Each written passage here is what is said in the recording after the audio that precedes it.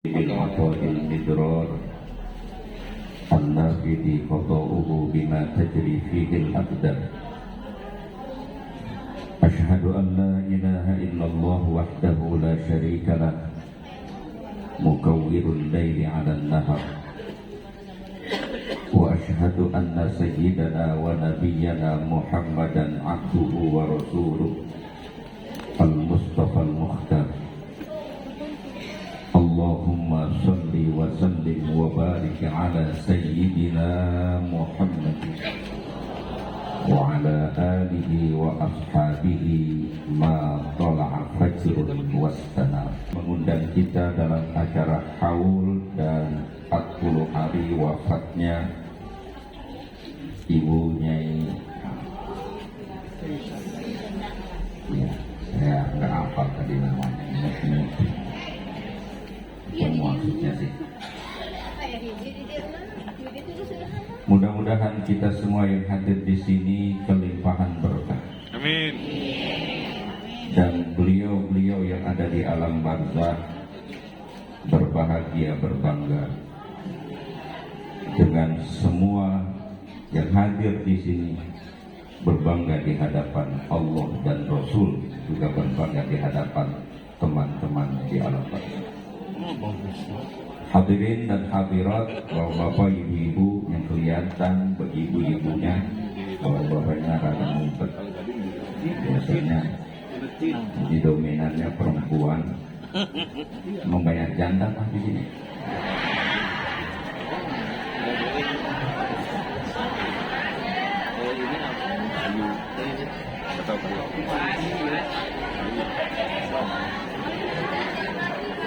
Hadirin hadirat yang mudah-mudahan kita semua senantiasa dirahmati dan diberkahi Allah Subhanahu wa ta'ala. Dalam rangka haul dan memperingati wafatnya seseorang pada siang ini, dan dalam setiap acara haul belakangan ini saya selalu mengangkat dan menukil asar dari Abdullah bin Mas'ud yang dinukil di dalam kitab Al-Minahus Sunniyah Fit Talabbusi bis Sunnah. Dan ada nanti ada kitab namanya Al-Minahus Saniyah. Kalau yang ini Al-Minahus Sunniyah Fit Talabbusi bis Sunnah. Di situ dikutipkan qaul Abdullah bin Mas'ud mengatakan, man kana mustannan falyastanna biman qad mat fa innal hayya la yu'manu minal fitnah. Man kana mustannan ay man arada ayyastanna, siapa orang yang ingin mengambil contoh, siapa orang yang ingin mengambil teladan, mengambil jalan hidup, contoh sebagai jalan hidup, maka falyastanna biman qad mat, hendaklah dia mengambil contoh dari orang-orang yang sudah meninggal dunia. Fa innal hayya, alasannya kata beliau, karena orang kalau masih hidup, kita masih hidup semua ini kan,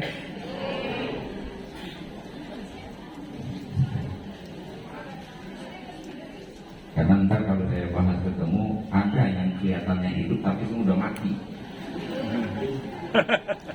Mengakunya aja hidup padahal udah mati.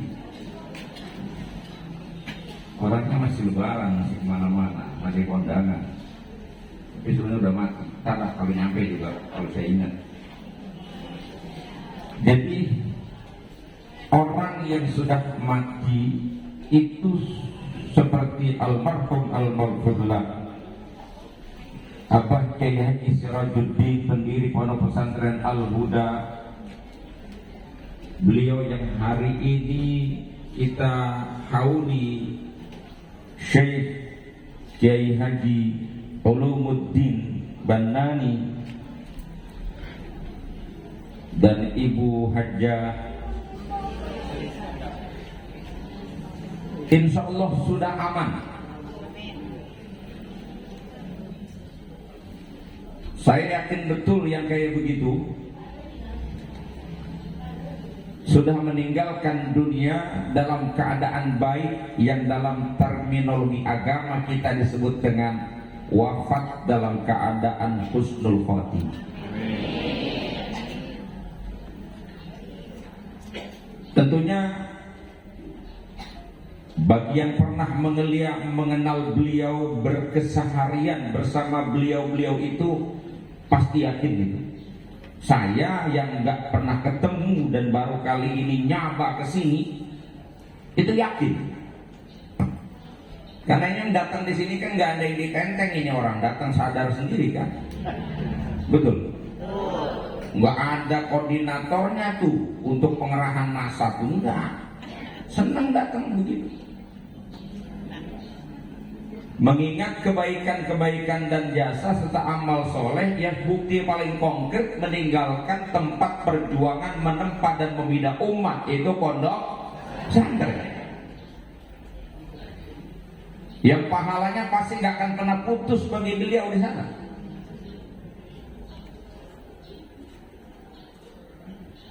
Yang belum aman kita nih, masih pada hidup nih. Jangan nyantai aja nih. Hati-hati. Siapa yang jamin kita bakal mati dalam keadaan husnul khatimah? Tidak ada, kita hanya boleh berharap, meminta kepada Allah. Maka doanya selalu kita sertakan dalam setiap doa kita. Kita minta kepada Allah husnul khatimah. Maka kita mesti melihat orang-orang yang sudah meninggal dunia. Dan salah satu faedah penting bagi kita dari haul itu adalah mengingat kebaikan-kebaikan dari almarhum dan almarhumah. Dan mengingat kebaikan orang yang sudah meninggal itu ada perintahnya dari Nabi kita Muhammad sallallahu alaihi wasallam. Udhkuru mahasina mautakum. Sebutlah, ingatlah, ceritakanlah oleh kebaikan orang-orang yang sudah meninggal dunia. Umum itu berlaku. Apalagi yang jelas telah menorehkan prestasinya, kesalehannya, perjuangannya, pengorbanannya untuk agama, hidup dalam suasana agama, berjuang untuk agama, dan dibuktikan dengan meninggalkan generasi yang juga sama melanjutkan perjuangan mereka. Sementara kita yang masih hidup hari ini, siapa yang jamin bagi kita? Tidak ada jaminan itu. Ini kalau saya boleh kutip itu, di sini ramai nggak urusan nasab? Enggak ramai enggak. Kalau saya kan nggak peduli mau nasab nasi, gitu. Kalau saya rujukannya cuma dua, pokoknya ilmu sama adab. Kalau ilmu sama adab ada, ya sudah. Gitu, intinya itu, ilmu sama adab. Mau dari mana kek juntrungannya? Ilmu sama adab. Ya, ilmu itu rujukannya. Al-Imam Al-Haddad itu bilang dalam kitab yang sering kita baca di pesantren, pasti dibaca kitab An-Nasaih Ad-Diniyah wal Wasaya Al-Imaniyah. Kita ketemu satu kalam beliau. Ma min ahadin amina ayyuslaba illa wa qad suliba. Tidak ada seorang pun yang boleh merasa aman dengan imannya kecuali Allah akan cabut dia punya iman. Maka itu supaya kita diberikan kekekalan hidayah, Allah mantapkan iman Islam kita sampai Israel nyampe kepada kita, menjemput kita dalam suasana yang baik, dalam suasana iman, dalam suasana kesalehan. Amin. Dan itu nggak bisa main-main, harus diupayakan dengan sungguh-sungguh. Ada riwayat menyebutkan yamutul mar'u ala ma 'asha alaih wa yub'atul mar'u ala ma mata alaih. Seseorang akan mati sesuai dengan perilakunya selama hidup, dan orang akan dibangkitkan sesuai dengan bagaimana posisi matinya. Dan akan menjadi lebih penting lagi bagi keturunan beliau, para santri yang pernah mendapatkan didikan, sentuhan, taujihat, irsyadat, uswah, teladan, contoh, perilaku. Itu harus selalu digaungkan dan dihidupkan semangat beliau-beliau yang sudah meninggalkan kita ini. Jangan sampai redup semangatnya. Dalam konteks itulah haul perlu digelar untuk menyegarkan kembali ingatan kita dan menggugah gairah kita untuk mengikuti langkah-langkah hidup beliau yang sudah terlebih dahulu meninggalkan kita dan telah menorehkan tinta emas dalam kehidupan dengan prestasinya sebagai seorang ulama. Ulama kan nggak ada sekolahannya, Bu. Panggilan Kiai Ajengan kan nggak ada sekolahannya. Kalau sekolahan apa kan S1, ada yang S1, SAG, ada judulnya, panggilannya sarjana, S1, S2, S3, habis udah. Paling prestasi akademiknya nanti diangkat menjadi guru besar sebagai profesor, kan begitu. Tapi kalau kiai memang nggak ada begitunya. Itu disematkan langsung oleh umat, dipanggil oleh masyarakat, berkat kiprahnya, diakui jasanya. Nah ya, jasa dan kiprah itulah yang harus kita ikuti dan kita contoh. Mencontoh dan mengikutinya lewat apa sekarang? Kita segarkan ingatan kita. Saya yakin bagi yang kenal beliau, walaupun sudah meninggalkan kita, masih terasa suasana hidup beliau di tengah-tengah kita. Disuruh kita mengikuti mereka. Pastinya saya sebutkan tadi, kalau seorang kiai membangun pesantren, itu kan niatnya adalah membimbing dan mendidik umat dalam urusan agama. Apalagi pesantren zaman dulu yang fokus dalam urusan yang sifatnya salaf. Pesantren salaf dulu kan asalnya salaf juga sini. Salaf. Yang urusannya kagak mikirin dunia, itu urusan apa itu?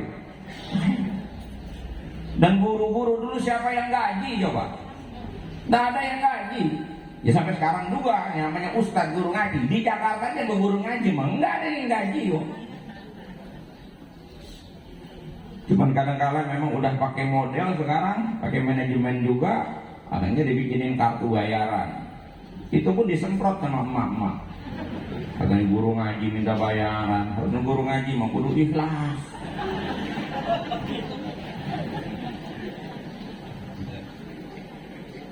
Ini gara-gara salah pakai dalil. Ustadznya merasa berhak dibayar, masyarakat pakai dalil yang lain yang tidak boleh, tidak harus minta bayaran. Gak ketemu. Makanya dalil itu kalau bukan kiai yang make, itu bisa salah terap. Makanya kita mah di kalangan nahdien kalau ngaji, kita ngaji, udah apa kata kiai kita ikutin aja, udah nggak pakai nanya dalil kan. Lain orang sebelah nanya dalil mulu, kayak ngerti aja ngolahnya. Ini dalil kalau salah ngolahnya, salah pahamnya. Yang dipikir gampang itu istinbatul ahkam, baik langsung dari Quran maupun dari hadis Nabi. Tidak semudah seperti mereka yang baru sadar agama belakangan, lalu membaca buku, kenal kajian-kajian sementara, lewat pesantren kilat, tiba-tiba jadi ulama. Padahal berapa susahnya kita mondok itu ngaji, mengolah pengetahuan kita. Berapa fan yang harus kita kuasai untuk bisa memahami Al-Quran. Sekedar memahami doang belum tentu juga mampu istinbatul ahkam. Tapi paling tidak kita sudah bukan lagi taklid buta, tapi udah tahu jalan istinbatnya. Dan belum berhak kita menjadi mufti. Tapi kalau mereka dikit-dikit belum ngapa-ngapa udah haram bid'ah. Ini gini nih bid'ahnya sama dia. Nabi nggak pernah bikin begini, katanya bid'ah. Udah ngomong dalilnya cuma satu dia mah. Apa aja ditimpain pakai kullu bid'atin dolalah. Udah pokoknya dolalah. Lihat kiai ngerokoknya sengitnya minta ampun. Wah kiai ngerokok haram, jangan diikut. Dalilnya dari mana? Wa harrama alaihimul khaba'is. Itu dalilnya kan. Allah enggak cuma nyebut rokok. Allah enggak nyebut rokok di situ. Ketika khaba'is dimanakan rokok, itu namanya interpretasi, itu namanya penafsiran. Dan sifatnya zonni, bukan qat'i. Nah di sini pun mereka enggak mengerti kandungan ayat, apakah dia zonniyud dilalah atau qat'iyud dilalah. Segampang itu mereka. Ya, nenek-nenek bingung dah.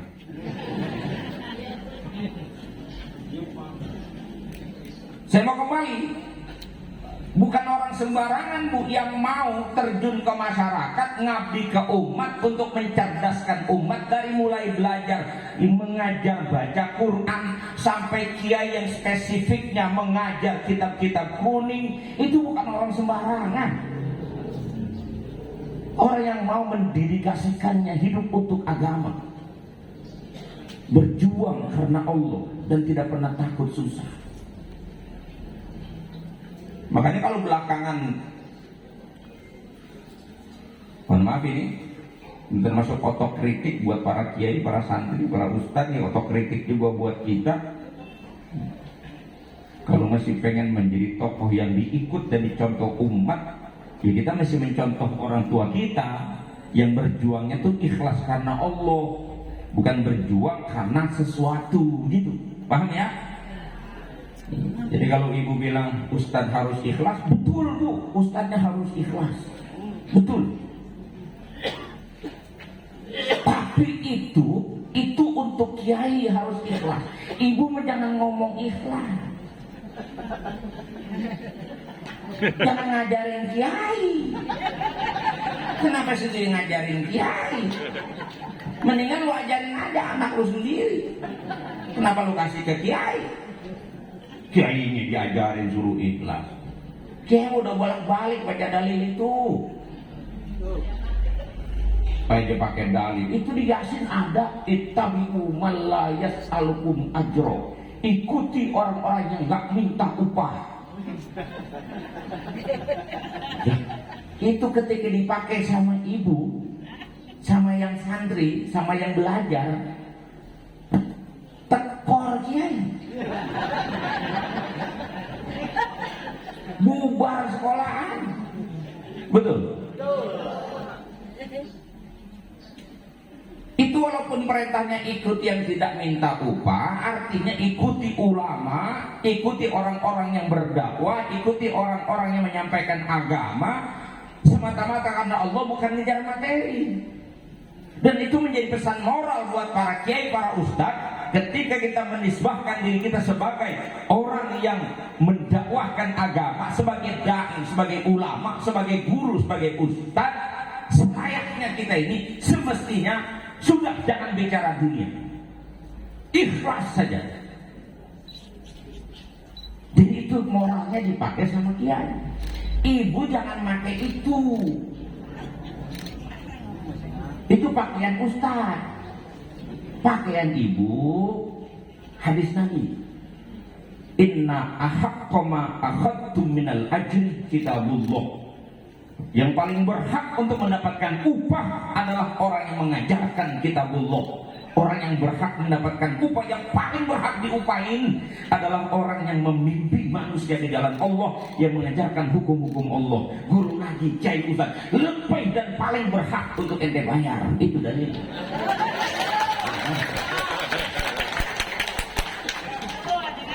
Saya tanya ibu, kalau WC-nya mampet manggil tukang bayar enggak? Genteng lorot manggil tukang bayar enggak? Ini yang merorot dan merosot, yang tersumbat itu otak kita. WC mampet aja bayar. Ini lagi mampet hati dan pemahaman kita lagi mampet, yang dandanin kiai. WC aja mesti bayar, kiai gak mau dibayar. Gitu kira-kira.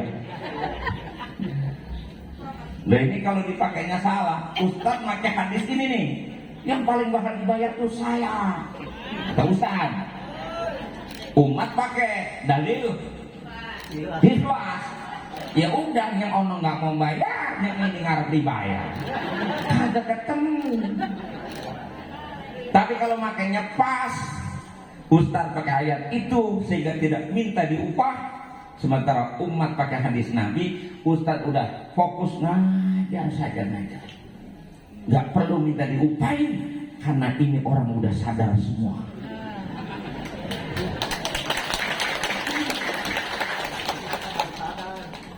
Itu kali kalau ngomongin ikhlas, kiai kalau kagak ikhlas mau ngapain bu? Dia bikin pesantren, ngedidik umat. Emang ngedidik anak sendiri aja susah kan pak? Ini punya anak 2 aja udah pusingnya setengah mampus. Ini kiai didik anak 200.000 coba bayangin. Emang enteng itu amanah? Nggak mudah. Dan dibutuhkan tadi keteguhan, keuletan. Dalam bahasa agama namanya mujahadah fiddin, kesungguhan, diikuti dengan pengorbanan. Dan agama ini gak akan pernah eksis tanpa pengorbanan dan perjuangan. Gak mungkin. Hatta pengamalan agama itu dibutuhkan itu. Ini kita ditibang sholat aja, kalau gak ada semangat kesungguhan bisa nggak jalanin ibadah? Nggak bisa. Sholat subuh dah, emang kan gak dengar hayya ala sholat? Dengar, orang diulang 2 kali kok. Nyampe ke hayya ala falah juga dengar, as-sholatu khairum minan naum juga dengar. Tapi datang enggak? Datang, yang datang. Tapi kan banyak yang kagak. Yang datang itu berarti dia mengorbankan kenikmatan tidurnya, kehangatan selimut dan kasurnya. Dia lepaskan itu. Dia rela mengambil air dingin dalam suasana dingin. Semata-mata apa? Karena dia ingin dicintai Allah Subhanahu wa ta'ala. Itu yang Allah mau lihat dari kita. Itu yang Allah suka dari kita. Pengorbanan itu. Itu agama. Dan itu dilakukan oleh para ulama. Kita harus meniru itu. Semangat mujahadah. Yang kedua, kesabaran. Gak akan bisa pesantren bertahan kalau tidak dikelola dengan penuh kesabaran. Emang kagak bandel tuh anak orang. Serba salah didik anak orang tuh, kita antepin aja bandelnya makin jadi. Kita kemplang babanya marah, apalagi orang sekarang. Guru aja sekarang dilaporin polisi mulu. Akhirnya kita kudu ngikutin irama orang sekarang. Dulu kita masih ingat tuh, kalau saya sih belum pernah ditabok sih, belum pernah. Lancar-lancar aja. Saya lihat teman-teman saya kadang-kadang tangan jadi kelepak, gitu kayak rotan, tetap balang merah gitu kan. Ya enggak ada yang marah orang tuanya. Orang sekarang mah coba lihat. Waduh, guru ngaji aja sudah denda 25 juta. Ya betul. Dan itu bagian dari perjuangan dan kesabaran memegang agama di akhir zaman. Itu kata Nabi, persis bagi orang yang memegang bara api. Dia mesti dipegang. Tapi kalaupun dipegang harus terbakar. Ini bagi para alumni dan bil khusus bagi keturunan beliau memegang amanah ini harus mengambil keteladanan dari kesabaran, dari mulai ya, Abah Kiai Haji Sirajuddin dilanjut oleh putra beliau Kiai Haji Ulumuddin, sekarang nurun kepada Kiai Wildan dan cucu-cucu yang lain, anak-anak yang lain. Itu nggak boleh pudar, harus dijaga warisan ini. Lalu yang kedua buat kita nih sekarang udah, saya nggak usah banyak-banyak ngomongin yang sudah meninggal karena memang kita udah sama-sama yakin beliau husnul khatimah. Beliau sudah berbahagia di sana. Tinggal bagaimana kita hari ini. Makanya kenapa kita perlu melakukan upaya irtibat. Jadi haul itu untuk menguatkan irtibat, ikatan hati dan ikatan batin yang gak pernah boleh putus, utamanya murid dengan gurunya. Kita dengan ulama nggak boleh putus irtibat kita terus. Bahkan katanya lebih dahsyat sesudah mereka meninggal, Bu. Makanya tadi kita dalam tradisi NU itu kan selalu ngirim Fatihah. Mudah-mudahan nanti kita kumpulkan bersama mereka. Mereka yang kita Fatihai kenal insya Allah sama kita nanti di sana. Masa kita lagi cengap-cengap tadi lihat kita nggak ditolongin, insya Allah Bu ditolongin. Makanya biasain tuh kalau ketemu ulama, dengar nama ulama. Saya kadang-kadang kalau baca kitab udah ada ulama ini Fatihah, langsung aja Fatihain aja udah biar nyambung. Ya. Dan mengirtibat hati kita.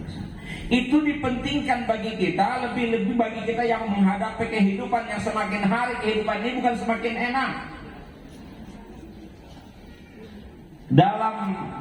Kalau bahasa keren, dalam perspektif agama, apa bahasa orang sini?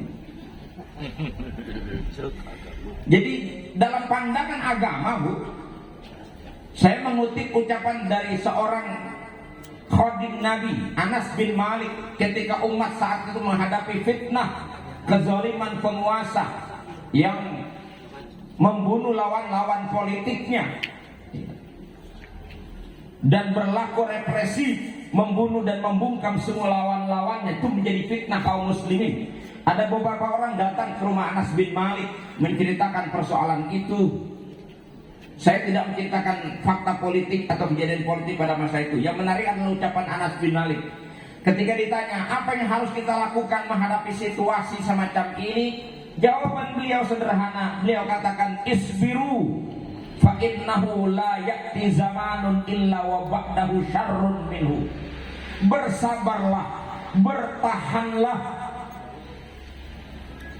karena sesungguhnya tidak akan datang satu masa kecuali masa berikutnya akan lebih buruk dari masa sebelumnya. Ini zaman kita kemarin nih, orang pintar makin banyak, Bu, tapi orang kebelinger juga nggak kurang-kurang. Ilmu semakin tinggi, tapi peradaban, adab dan tata akhlak manusia semakin rendah. Betul? Coba aja bayangin. Ini lagi rame nih fenomena yang lagi rame nih gara-gara drakor nih. Oh, drakor S-Line itu ya. Mudah-mudahan orang sini nggak paham, tapi gimana nggak paham juga orang tiap hari lihat WA, lihat TikTok. Agama kita kan bilang, ngasih tahu sama kita, Allah itu senang menutup aib hambanya. Dan kita manusia diperintah oleh Nabi kita untuk menutup aib saudara kita. Siapa yang menutup aib saudaranya nanti akan ditutup aibnya di akhirat, kan begitu. Dan Allah menutup aib kita. Tapi hari ini orang dengan seenaknya dan bangga mengumbar aibnya sendiri. Masya Allah, ada orang hamil duluan pakai podcast, coba lihat, mengumumkan kehamilan tanpa suami. Masya Allah, inna lillahi wa inna ilaihi. Coba itu S-Line, tahu S-Line? Itu yang garis merah yang ke atas. Itu menandakan bahwa dia sudah melakukan hubungan badan dengan sudah berapa kali. Nah, hari ini yang saya lihat di TikTok tuh wanita berjilbab memamerkan itu. Yang harusnya dia malu tapi malah diungkap aibnya. Kalau kita bilang nggak beragama, dia pakai jilbab kok. Kalau orang telanjang mah nggak heran lah, kita emang nggak punya malu. Kayak jilbab, emak-emak pakai jilbab itu live di TikTok dengan pamer bodinya. Tapi bukan ibu-ibu model begini. Ini ahli surga semua ini. Kelihatan dari wajah-wajahnya.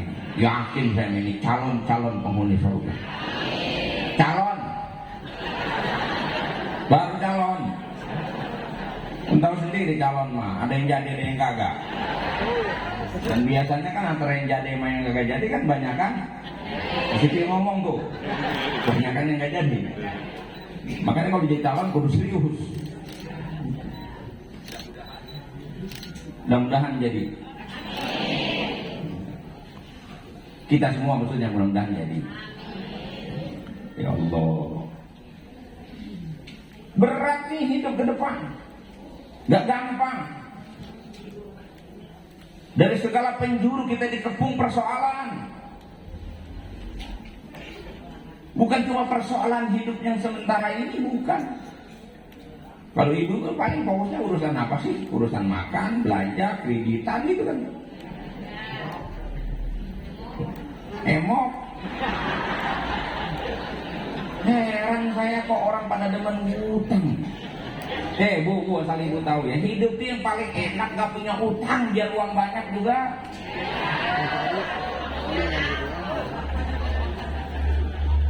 Benar. Hidup itu yang paling enak gak punya hutang.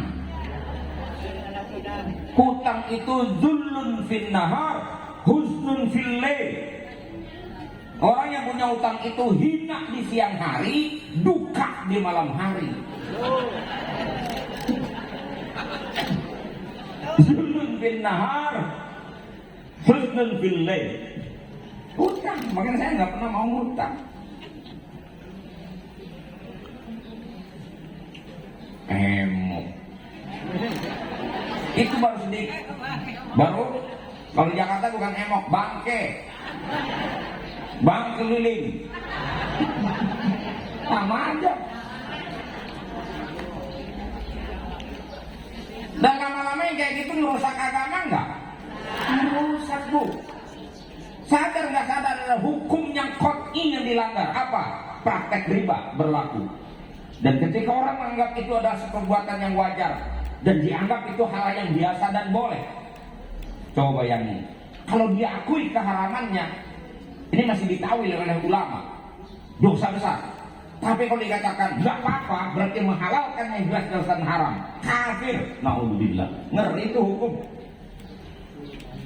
Dan itu bagian daripada tantangan kita beragama. Yang saya bilang, kita belum tentu selamat nih, hati-hati iman kita.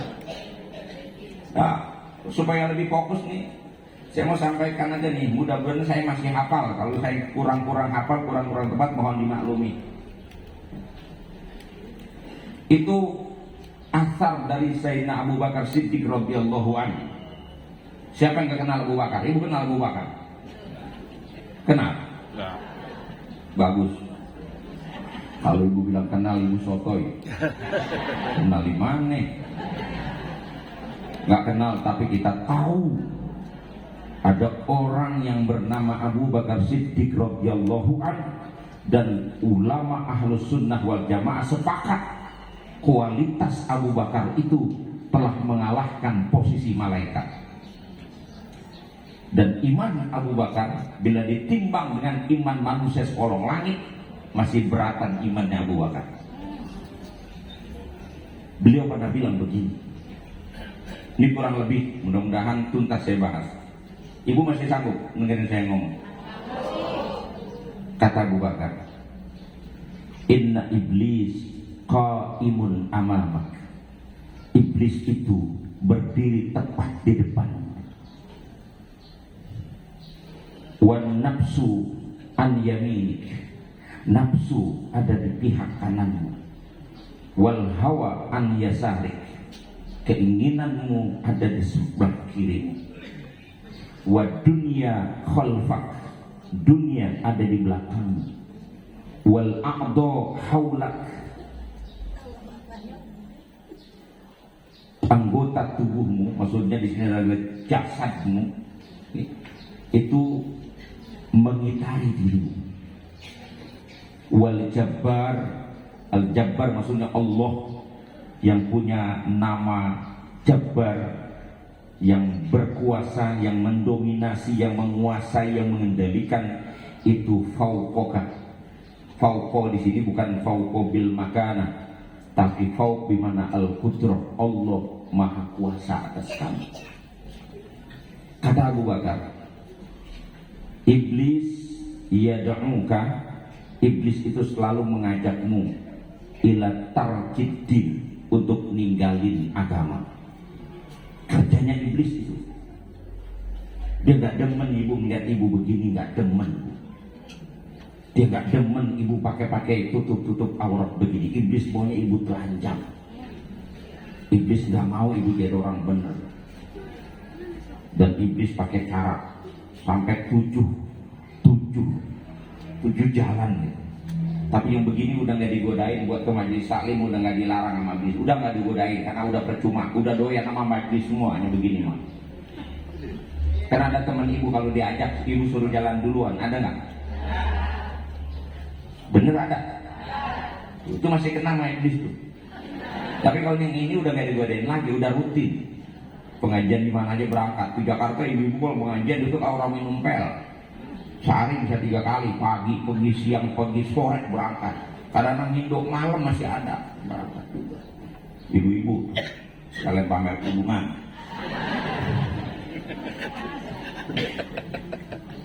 Tapi iblis nggak akan nyerah. Yang udah datang begini dibisikin hatinya. Tuh kan lu tahu orang yang paling bener di lingkungan lu doang.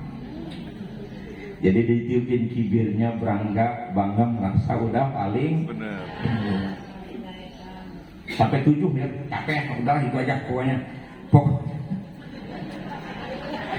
Intinya kita tuh jadi orang bener tadi tuh nggak mudah bu untuk sampai kepada tujuan akhir kita itu, karena iblis dijaga di depan kita ini. Dia udah bersumpah kepada Allah. Bahkan permintaannya diperkenankan oleh Allah untuk menggoda manusia, untuk menjadi temannya di dalam neraka. Walau ughwiyannahum ajma'in, kata iblis, aku akan sesatkan itu anak-anak Adam semuanya. Bahkan ketika dia menerima keputusan Tuhan, dia dikutuk oleh Tuhan, dan Allah katakan dia terkutuk, rela iblis, tapi dia minta sama Allah, fa'andzirni ila yaumi yub'atsun, tunda aku, berikan aku tangguh sampai hari kebangkitan, sampai hari kiamat. Akan aku sesatkan semua, kata iblis. Allah bilang fa'innaka minal mundzirin, ya silakan. Jadi Allah udah kasih tahu sama kita. Dan yad'uka, iblis mengajakmu ila tarkiddin, meninggalkan agama. Maka dikatakan dilanjutnya itu man ajaba, siapa orang yang memenuhi panggilan iblis, nurutin ajakan dan bisikan iblis, dhahaba anhu din, akan hilang agamanya. Naudzubillah. Makanya kita apa-apa suruh berlindung. Mau tidur aja naik tempat tidur lu baca bismillah bu kita. Masuk WC baca doa nggak kita? Apa doanya? Iya anak TK juga hafal itu. Minal kubusi, apa itu artinya? Setan laki, setan wadon gitu ya. Mungkin kita bisa bedain kita setan yang laki yang mana, yang wadon yang mana. Udah pokoknya kita berlindung dari semua jenis tanpa begitu kan, sampai begitunya. Karena di WC itu tempat menghayal biasanya. Masya Allah. Dalam segala hal iblis tidak akan pernah biarkan kita. Hari ini dia gagal, besok dia akan ulang. Gak akan pernah berhenti. Dan asal ibu tahu, iblis yang hidup di zaman Firaun masih hidup zaman sekarang. Pengalamannya udah ribuan tahun. Kita baru lahir, baru hidup sekarang bu, zaman ini belum punya pengalaman besar kayak iblis. Dia tahu kelemahan kita semua. Makanya satu-satunya cara fasta'id billah, Allah melindungi kita dengan perintahnya, mintalah kamu perlindungan kepada Allah. Itu satu tuh iblis. Sedangkan nafsumu, wan nafsu tad'uka ilal maksiyah. Nafsu selalu mendorongmu untuk melakukan maksiat. Kemudian wal hawa yad'uka, hawa yad'uka ila syahwah. Keinginan selalu mengajakmu untuk hal-hal yang menyenangkan. Selera bu. Makanya orang hidup kan ngikutin selera, nggak ada habisnya bu. Lama-lama celaka juga. Padahal hidup ini bukan menurut maunya kita, hidup ini menurut maunya Allah. Baru kita akan selamat kalau hidup kita menuruti maunya Allah.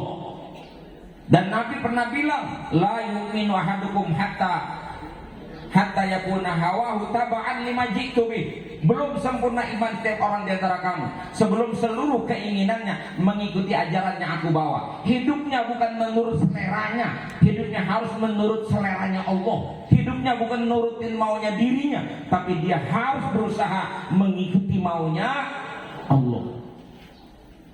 Apa itu gampang, Bu? Nggak gampang ngikuti maunya. Lagi ngaji begini, alhamdulillah, lagi orang bener semua. Entar di rumah lain lagi. Benar. Kalau dijelasin mah Bangkut-bangkut. dibilang jangan ngelawan suami. Iya. Tapi ntar mama balaknya nggak hilang. Demi selera seorang istri bisa ngebantah suaminya nggak? Bisa demi selera. Nih hidup nih, kalau sekedar urusan hidup murah, Bu. Yang mahal itu urusan selera. Betul? Gaya. Hidup kalau sudah buat hidup doang mah sederhana. Taruhnya kita nggak punya banyak makanan, pagi makan, sore nggak ada makanan, ntar gue ada yang undang tahlil dapat berkat. Gitu, seorang NU lah. Ya. Makanya jangan pindah dari NU, aman insya Allah kita. Ya. Tiap bulan insya Allah ada makan daging aja kita. Kadang-kadang ini baru 40 yang udah mati lagi, kan begitu. Nanti. Kalau di Wahabi mah nggak ada tadi. Di NU. Nih ibu urusan makan murah nggak makan? Murah. Yang mahal itu kan skincare.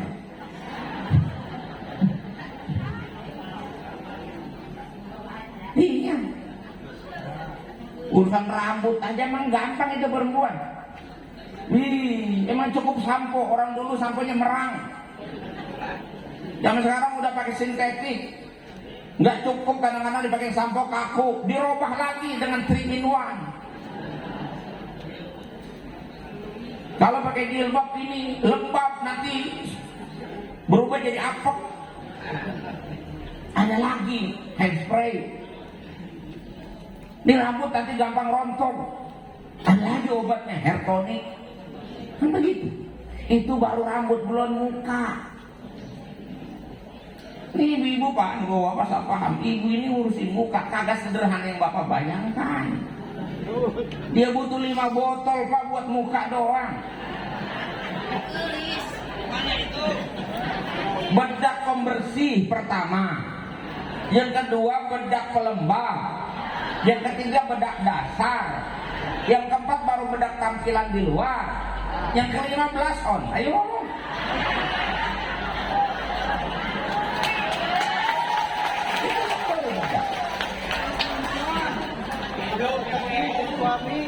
Belum habis itu kan di sini jadi.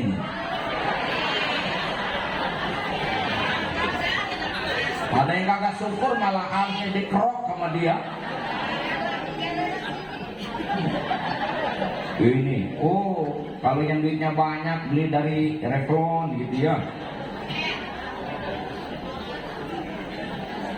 Dari Maybelline gitu ya. Kalau yang kagak punya udah sapu lidi dikicek teman. Si bakar di dapur di pelita gitu kan hitam juga Bu, judulnya emang hitam. Asal jangan kena hujan aja, aman. Habis itu turun ke bawah nih perempuan Pak, coba. Kalau ngurutin perempuan, nggak ada habisnya. Ini orang ngecat tembok, kita bilang wah tembok catnya bagus rapi. Saya mah kagak heran, ruang ngecatnya lebar. Ini kalau ngecat Pak, ruangnya sempit. Dan yang mengkombinasi 6 warna dalam satu ruang sempit. Di kelopak ini Pak, ini harus ada 6 warna tuh Pak. Itu mesti dikombinasikan dan harus punya ketelitian dan kemampuan dan kesabaran. Ini kalau salah-salahnya kan kagak seimbang pewarnaan Pak. Kuning dominan di kanan, hijau di kiri coba. Ribet itu. Jangan anggap gampang. Dari situ bergeser sedikit ini. eyeliner. Ini makainya dari duduk sampai berdiri.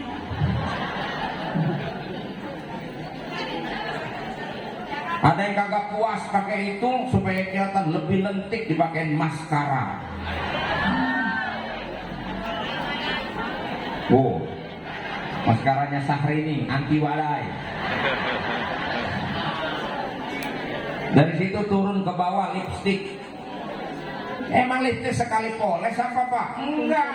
Ada lipstik dasar, ada lipstik utama, ada lip gloss. Ada lagi satu tuh bolpen lipstik buat beresin pinggiran itu ada. Itu baru urusan mereka. Apa nggak boleh? Boleh, boleh, boleh. Tapi harus menyesuaikan diri. Masa gara-gara begituan anak di pondok ditarik karena nggak bayaran? Masa anak harus gak bayaran sekolah, gak bisa ujian gara-gara emaknya beli skincare? Ikuti seleramu. Belangsak hidup kita. Betul? Belum nafsu kita, syahwat. Nafsu kita dorong yang ini. Apa coba nafsu kita? Maksiat mulu. Dan gara-gara nafsu itulah Pak, Bu, kita ini bukan gak paham agama. Mohon maaf ini Pak, saya kemarin mengkritisi, saya ceramah di depan para kiai, saya katakan ini harus menjadi renungan buat kita semua. Sebenarnya umat itu hari ini tidak lagi butuh diberitahu tentang hukum halal haram, tidak sekali lagi butuh dikasih tahu tentang perintah dan larangan sebenarnya, karena mereka udah tahu semua. Contoh Pak, sholat 5 waktu. Apa ada orang Islam gak tahu sholat 5 waktu itu wajib? Tahu Pak. Jangankan santri Pak, preman aja tahu sholat itu wajib. Betul. Puasa wajib. Bukan cuma ibu yang tahu puasa wajib. No.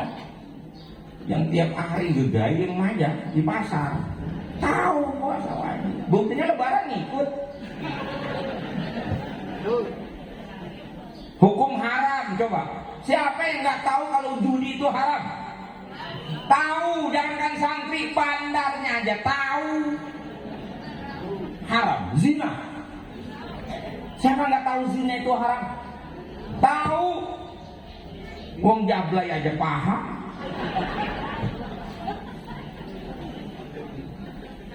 Tapi kenapa kita gagal intifal, gagal memenuhi perintah Allah? Gara-gara nafsu kita. Kenapa kita tahu ini haram, kita tidak ijtinabun nawahi? Ya gara-gara nafsu juga. Makanya nafsu itu tad'u ilal maksiyah.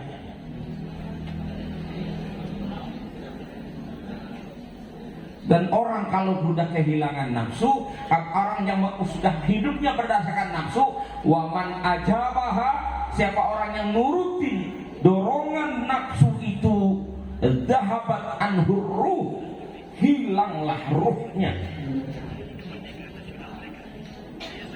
Kita hidup gara-gara ada ruh. Makanya saya bilang tadi, ada orang hidup tapi sebenarnya udah mati, udah gak ada ruhnya, udah gak bisa bedain lagi mana benar mana salah. Ada yang begitu ada. Jangan ya ibu ya, kita tahu walaupun ibu kesal banget sama laki, udah jangan diomelin laki ibu sih ya. Oh saya pesan bu itu suami ibu itu kunci sorga, biar petot-petot kunci sorga itu suami. Ibu suka bangga-bangga sama anak. Al jannatu tahta damil ummahat, boleh-boleh ngaji bilang anak-anakku semua taulah sorgamu di bawah tapak kaki emak. Bangga betul ibu. Tapi hari ibu tahu sorga ibu di mana adanya. Jangan ikutin nafsu. Ya sama, saya ke Ustadz begitu, lagi ngomong begini kayak orang bener, saya juga. Tapi apa saya gak punya nafsu? Punya. Kalau saya gak bisa ngendalikan, ya sama aja bu. Setan saya juga. Wujudnya doang manusia, udah jadi setan kita. Makanya Allah sebut syayatinul insi wal jin. Setan itu bentuknya bisa manusia, bisa jin, karena itu sifat. Hilang ruhnya. Sedangkan orang yang hidup ngikutin selera, hilang akalnya. Waman ajabal hawa dahaba anhul akal. Hilang akalnya. Ini laki-laki segagah apapun kalau ngikutin selera demen sama perempuan mendadak goblok.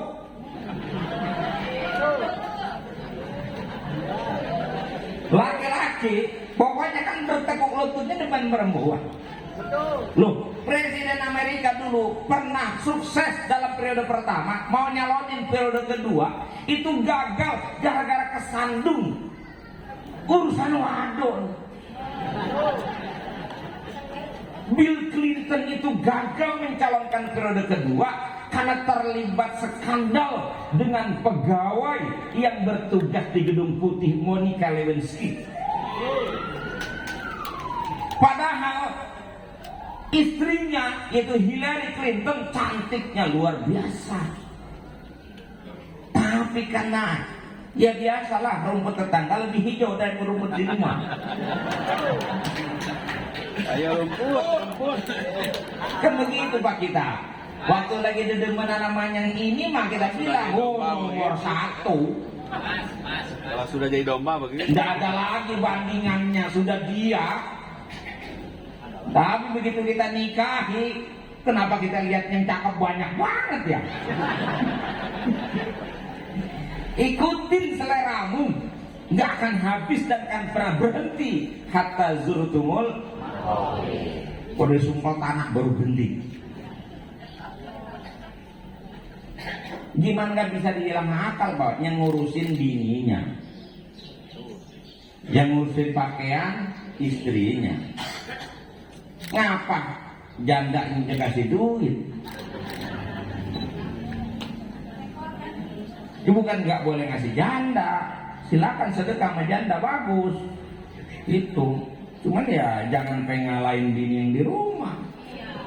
Kenapa jadi goblok kita? Gitu. Hilang agama kita, nggak usah urusannya ngikutin. Sama ibu juga jangan ngikutin selera mulu hidup. Memang hidup kita begini, jangan suka banding-bandingin sama tetangga sebelah. Dia malakinya pencariannya rada lancar, suami ibu pencariannya cuma cukup buat makan doang. Jangan pakai ibu ikan gaya dia, nyungsep kita. Gitu. Hidup nggak mesti sama. Paham? Jangan, oh bang kayak orang-orang. Orang-orang apa gitu, orang-orang mau begini, orang-orang lu disebut, lu bukan orang. Masya Allah. Terus apa lagi yang menghalangi kita itu? Dunia tad'uka ila ikhtiyariha 'alal akhirah. Dunia selalu mendorong kita untuk memilih dia ketimbang akhirat. Di sini strategisnya Nabi katakan, hubbud dunya ra'su kulli khati'ah. Cinta kepada dunia pangkal segala dosa. Sampai orang lupa akan mati kalau sudah senang dengan. Makanya nanti saat menjelang kematian Allah hadirkan informasi kepada kita. Setiap kita yang mau mati pasti akan mohon-mohon ke Allah supaya ditunda kematian kita. Laula akhartani ila ajalin qarib. Ya Tuhan, cobalah kau mundurkan hidupku itu, kesempatan aku hidup sebentar saja, ila ajalin qarib. Mau ngapain? Fa asaddaqu wa akum minas sholihin. Saya mau sedekah dan saya menjadi orang soleh. Kemarin gak mikirin ibadah, kagak mikirin sedekah. Pas Israel nyampe baru sadar. Udah terlambat. Kemudian apa lagi? A'dha. Anggota tubuh kita tad'uka ila dzunub, selalu mendorong untuk melakukan dosa. Diangkat oleh Imam Ghazali dan kitab Bidayatul Hidayah. Bahayanya mata, bahayanya telinga, bahayanya mulut, bahayanya tangan, bahayanya kaki.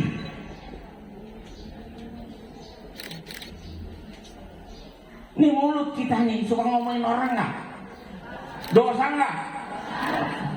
Tapi hobi nggak? Hobi.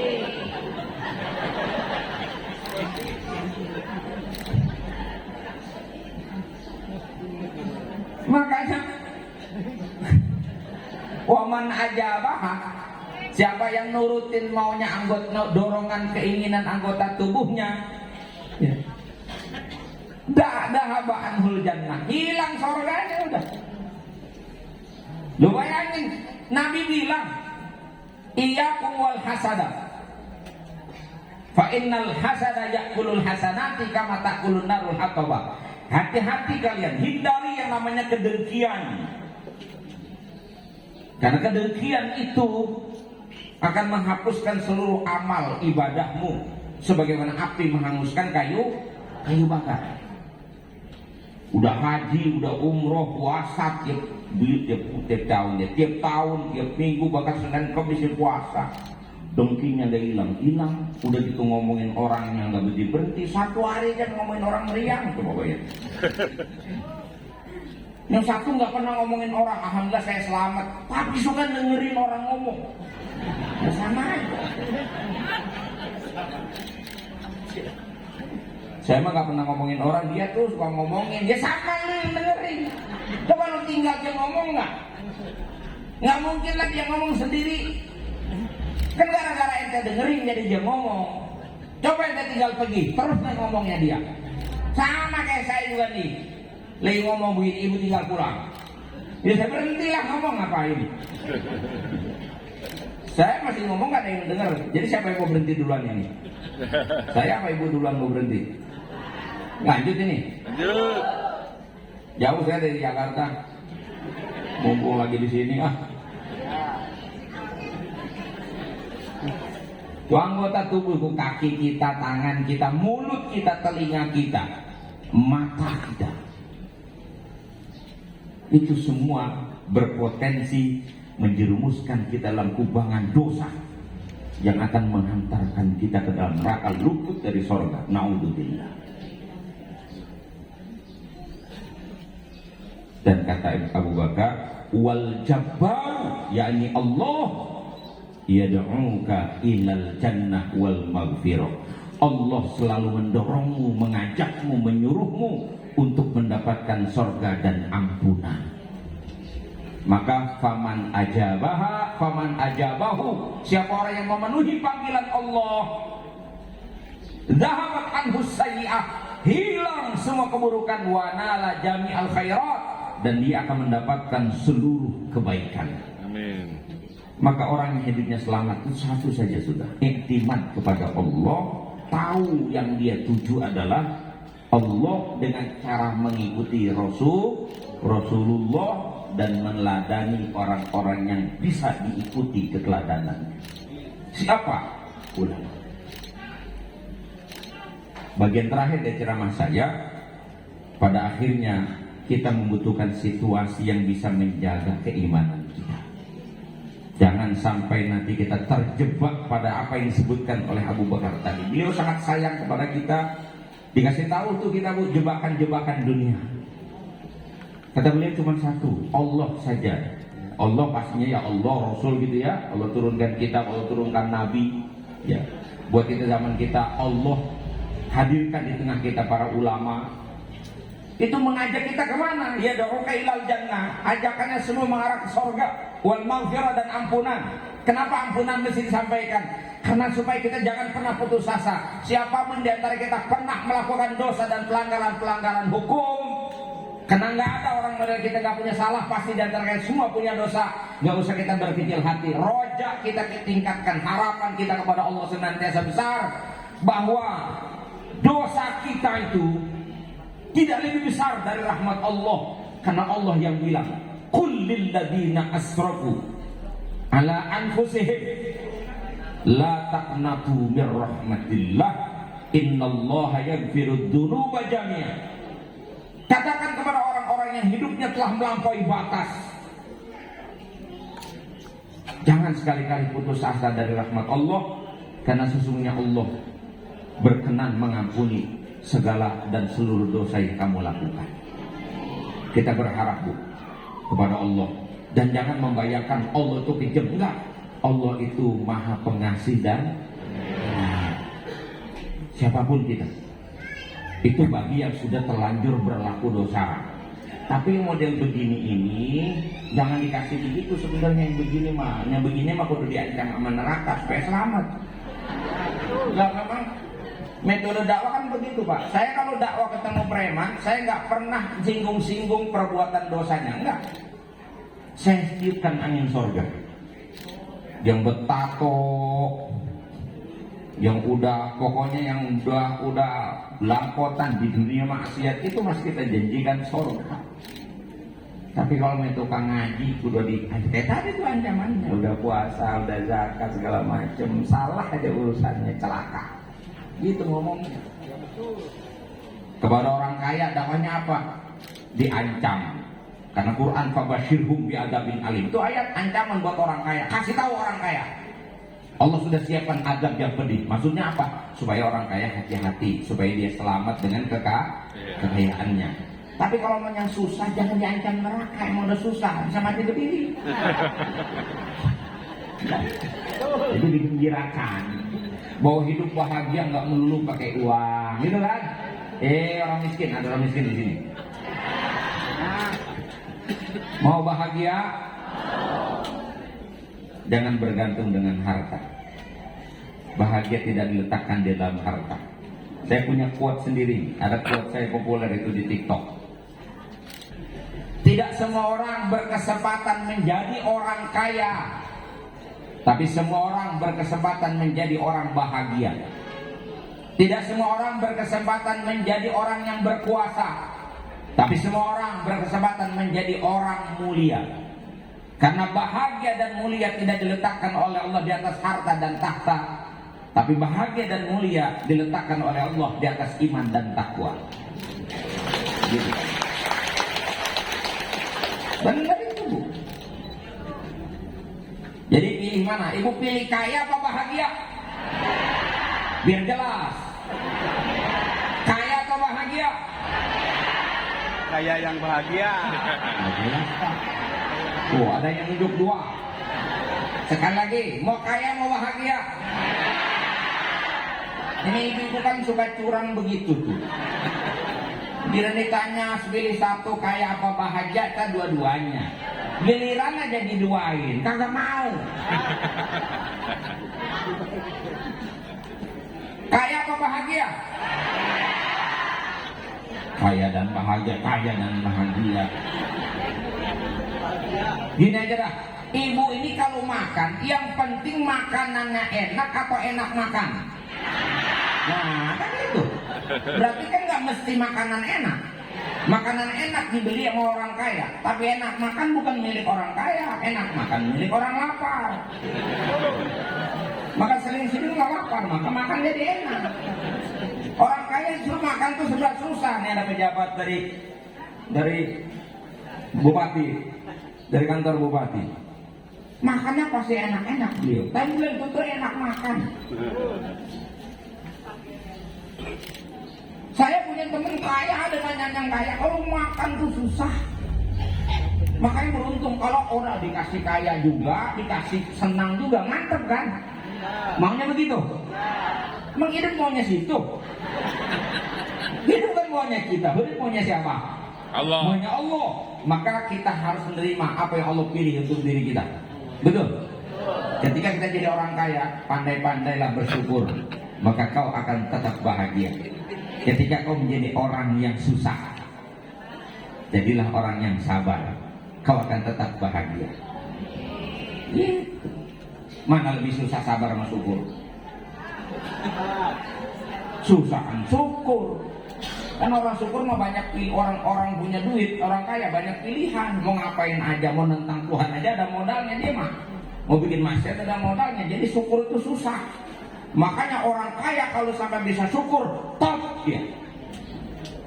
Kalau orang susah sabar, memang gak ada pilihan lain. Mau kemana? Selain sabar. Itu-itunya udah. Betul. Tapi dua-duanya, syukur dan sabar ini diminta oleh Nabi. Allahumma ja'alni syakura wa ja'alni sabura. Ya Allah, jadikan aku hamba yang pandai syukur dan hamba yang selalu bisa berhamba. Itu aja Bu, dua konsep hidup kita. Selesai. Kita bisa bahagia. Siapa yang bisa syukur? Siapa yang bisa sabar? Dialah orang yang beriman dan bertakwa. Pilih kaya atau pilih bahagia? Pilih kaya, pilih bahagia.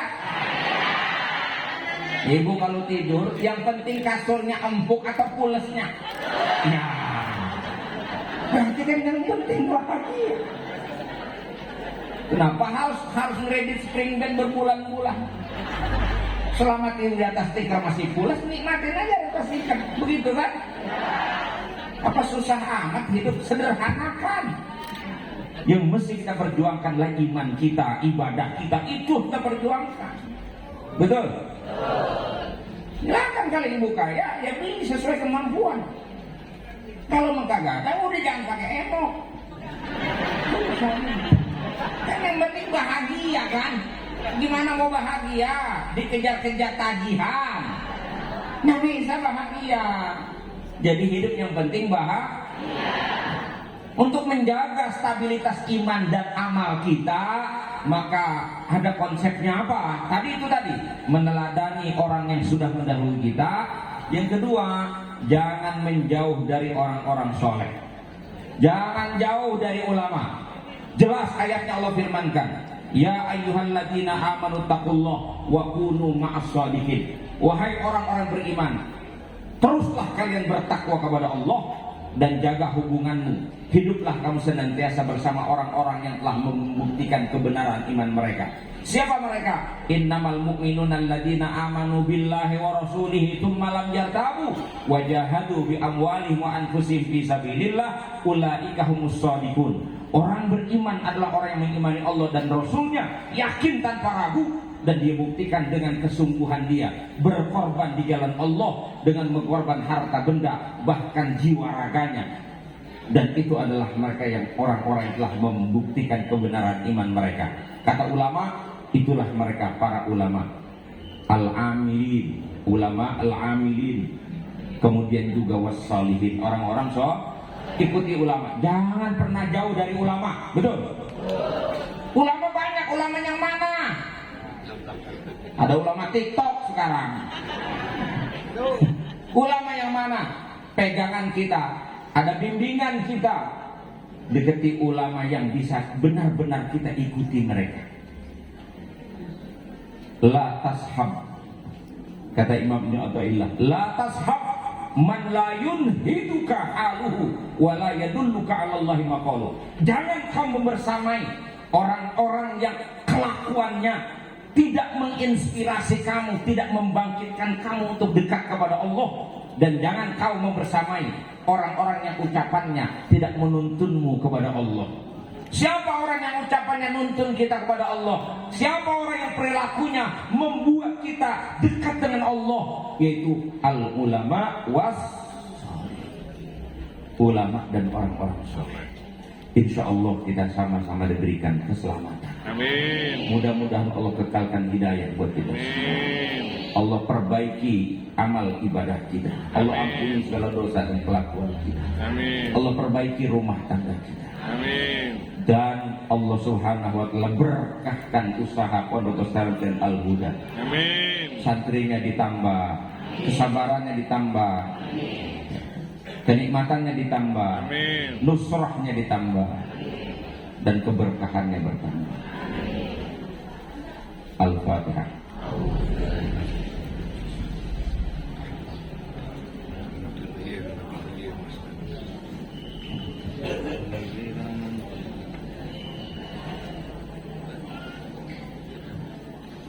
Udah cukup? Terima kasih, mohon maaf. Saya mau nanya tadi, paham udah? Jelas? Udah paham? Udah jelas? Terima kasih. Assalamualaikum warahmatullahi wabarakatuh.